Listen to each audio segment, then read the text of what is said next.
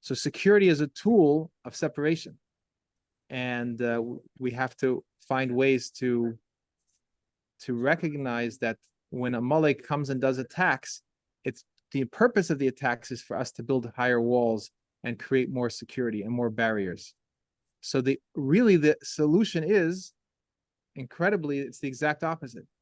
Every time if there's an act of terrorism, the response should be to take down the walls, send home the police officers, give them a nice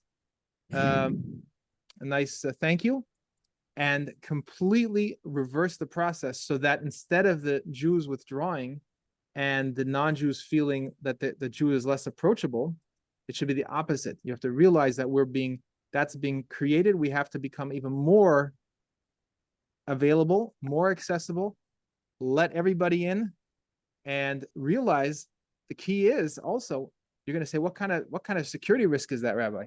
Well, the answer is, first of all, God Almighty is protecting everybody and protecting us and protecting all the people that want to come to connect to God Almighty.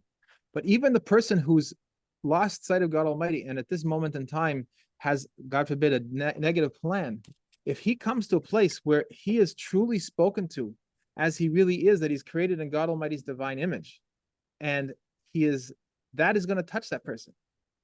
You could turn people around to actually make better choices.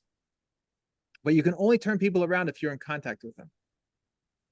So this is really what we need to do. So I think that the challenge that you're bringing up, that Rosh Hashanah we should have shofar blowings, is going to put us face to face with this opportunity to break down those false barriers and to reach every human being.